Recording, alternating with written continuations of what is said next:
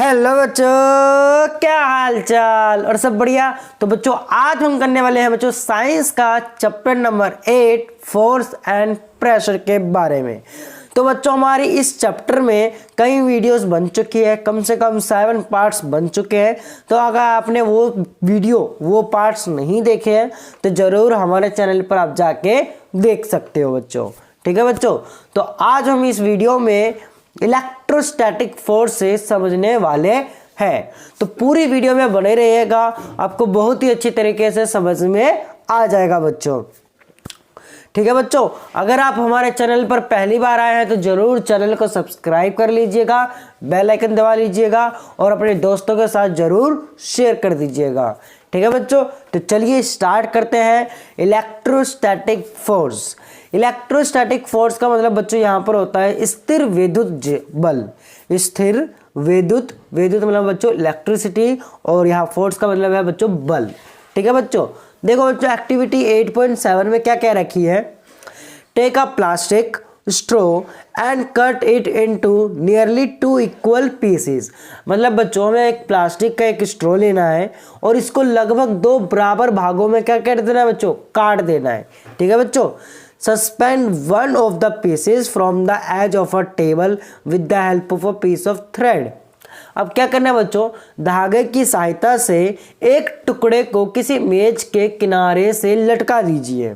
ठीक है बच्चों, वो भी धागे से।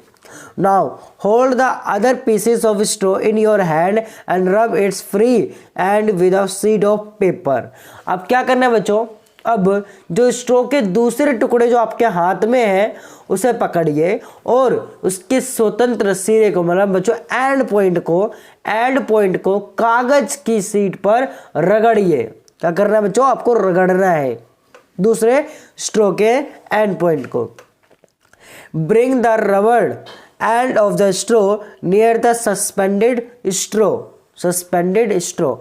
अब स्ट्रो के रगड़े हुए सिरे को लटके हुए स्ट्रो के क्या लाना है बच्चों, समीप लाना है। जैसे कि इसमें देखो बच्चों डायग्राम में बनाया हुआ है, देखो बच्चों इस प्रकार से हमें इस प्रकार से ये करना है। एक स्ट्रो है, हमने एक स्ट्रो लिया उसको आधा कर दिया, एक स्ट्रो को हमने इसमें बांध दिया और दूसरे स्ट्रो को क्या करा था बच्चों, कागज पर पेपर पर रगड़ा था जिससे हमने इसके पास लेके गए। तो ये हमारा एक मैग्नेटिक फील्ड की तरह काम कर रहा है बच्चों, एक मैग्नेटिक की तरह काम कर रहा है। ठीक है बच्चों, आगे देखो। Make sure that the 2 pieces do not touch each other, what do you observe. अब ये ध्यान दीजिएगा बच्चों कि दोनों टुकड़े एक दूसरे को टच ना करें। क्या ना करें बच्चों, टच ना करे। अब देखो बच्चों आप क्या देखते हो इसमें, ये एक दूसरे की तरफ क्या हो रहा है बच्चों, आकर्षित हो रहा है, मतलब अट्रैक्शन पा रहा है। ये क्या पा रहा है बच्चों, ये अट्रैक्शन पा रहा है उस तरफ। ये क्या हो रहा है बच्चों, मुड़ रहा है ये। Next, rub the free end of the suspended piece of straw with a sheet of paper, again bringing the piece of straw that was rubbed earlier with paper near the free end of the suspended straw. What do you observe now? अब लटके हुए स्ट्रो के and सिरे को मतलब and point को कागज की शीट पर रगड़िए। जो लटका हुआ है बच्चों, ये जो हमारा स्ट्रो है, अब इसको शीट पर क्या करना है बच्चों, रगड़ना है। ठीक है बच्चों, अब उसको को रगड़ना है और फिर से दूसरे स्ट्रो के टुकड़े को जिसे पहले ही कागज की शीट से रगड़ा जा चुका है उसे आप लटका दीजिए। ठीक है बच्चों, अब उसे क्या कर देना है बच्चों, लटका देना है। तो आप क्या देखते हो इसमें, आप क्या देखते हो, अब ये जो चीज़ हो रही है अट्रैक्शन हो रही है बच्चों, इसमें क्या हो रही है बच्चों, अट्रैक्शन हो रही थी पहले में।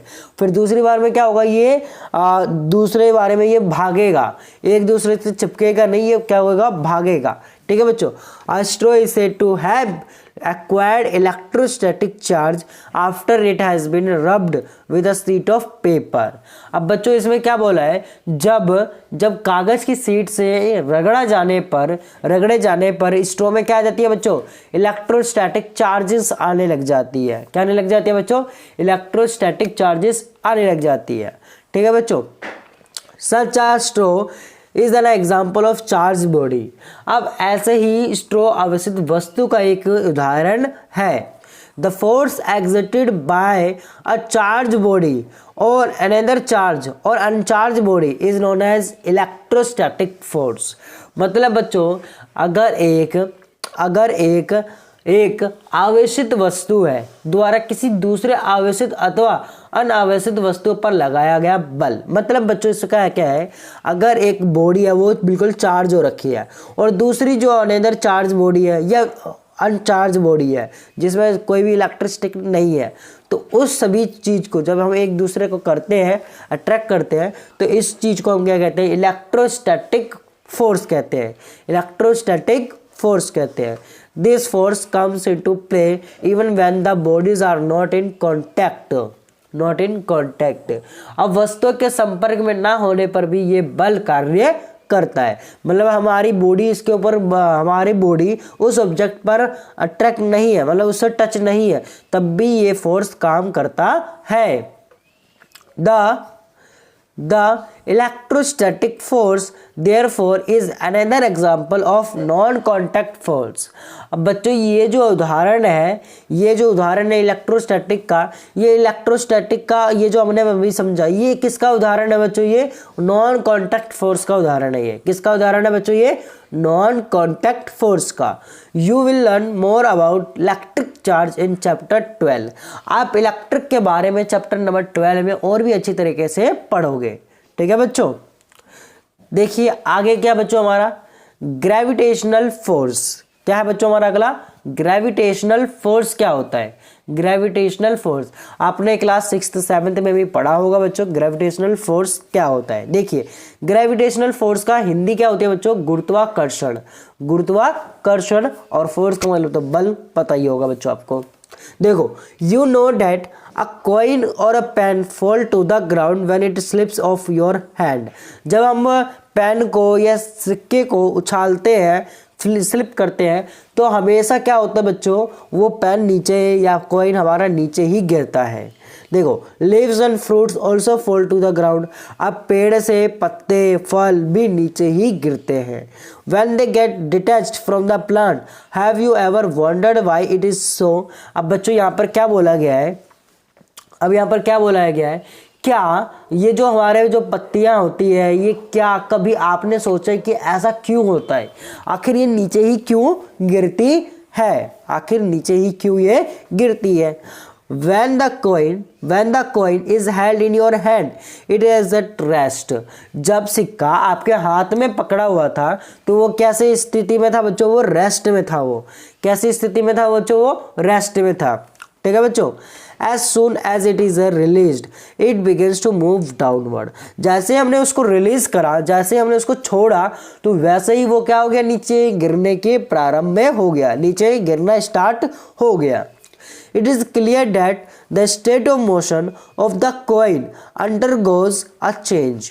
अब इससे मतलब हमें ये स्पष्ट हो जाता है कि सिक्के की गति में अवस्था में परिवर्तन होता है, मतलब उसकी जो स्टेट ऑफ मोशन है बच्चों वो चेंज हो रही है, ठीक है बच्चों, चेंज हो रहा है। आगे देखो बच्चों, can this happen without a force acting on it. क्या बल, मतलब ये जो है बच्चों, क्या इस पर बिना बल लगे ऐसा हो सकता है, क्या कोई बिना बल बिना फोर्स के ये चीजें हो सकती है। विच इज दिस फोर्स, ये बल कौन सा है। अब ये बल कौन सा है, चलिए आगे देखते हैं बच्चों हम। देखो बच्चों, ऑब्जेक्ट और things fall toward the earth because its pulls them. This force is called force of gravity. अब मतलब बच्चों, वस्तुएं पृथ्वी की ओर इसलिए गिरती है क्योंकि ये उन्हें अपनी ओर क्या करते हैं बच्चों, खींचते हैं, पुल करते हैं, अपनी तरफ क्या करते हैं बच्चों, ये खींचते हैं, पुल करते हैं। This force is called force of gravity.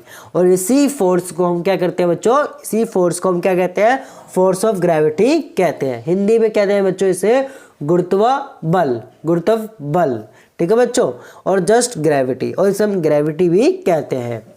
This is attractive force. ये बच्चों ये क्या है, हमारा अट्रैक्टिव फोर्स है, आकर्षित बल है ये।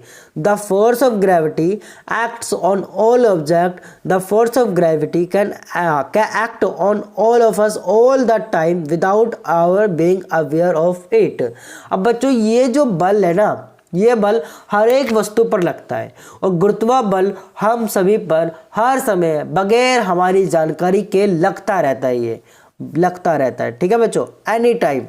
Water begin to flow towards the ground as soon as we open a tap. जैसे हमने टैप को ओपन करते हैं, नल को ओपन करते हैं, तो पानी भी क्या होता है बच्चों, नीचे गिरना के लिए स्टार्ट हो जाता है, नीचे गिरने लग जाता है। Water in rivers flow downward due to the force of gravity. अब देखो बच्चों, जो हमारी नदियों में जो पानी होती है वो भी नीचे की तरफ ही क्या करती है, बहती है। नीचे की तरफ क्या करती है बच्चों, वो बहती है।